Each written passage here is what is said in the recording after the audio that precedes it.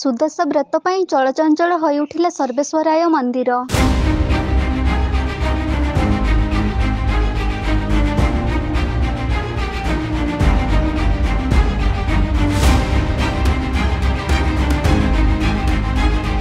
କେନ୍ଦୁଝର ଜିଲ୍ଲା ପାଟଣା ବ୍ଲକ ଅନ୍ତର୍ଗତ ଖିରେଇଟାଙ୍ଗିରି ସର୍ବେଶ୍ୱରାୟ ଶିବ ମନ୍ଦିର ଆଜି ଖୁବ୍ ଚଳଚଞ୍ଚଳ ହୋଇଉଠିଥିଲା।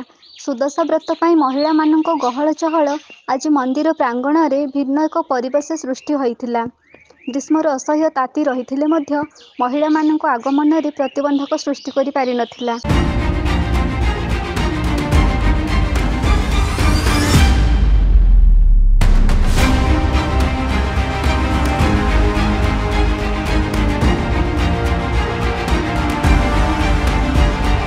ମହିଳାମାନଙ୍କ ପାଇଁ ସୁଦଶା ବ୍ରତ ଏକ ଗୁରୁତ୍ୱପୂର୍ଣ୍ଣ ବ୍ରତ। ଏହି ବ୍ରତ ପାଇଁ ଶିବ ମନ୍ଦିରକୁ ଆସି ଶିବଙ୍କୁ ପୂଜା କରିବା ପରମ୍ପରା କେଉଁ କାଳରୁ ରହିଆସିଛି।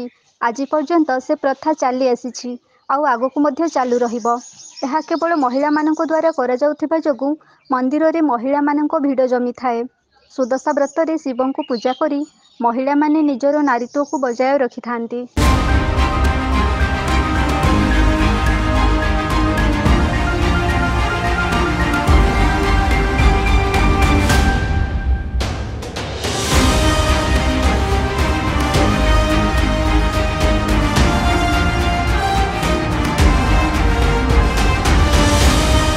ଖିରେଇଟାଙ୍ଗିରି ସର୍ବେଶ୍ୱର ଶିବ ମନ୍ଦିରରେ ମହିଳାମାନଙ୍କ ଭିଡ଼ ଲାଗିଥିବା ଦୃଷ୍ଟିକୁ ଆସିଛି।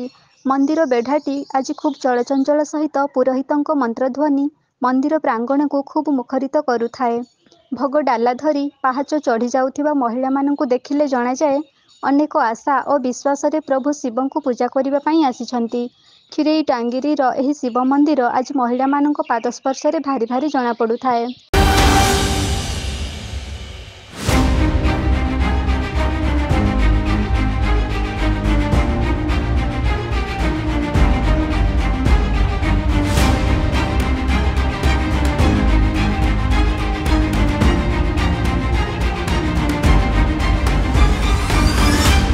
ପାଟଣାରୁ ଦେବାନନ୍ଦ ମହାନ୍ତଙ୍କ ରିପୋର୍ଟ, AB ନ୍ୟୁଜ୍।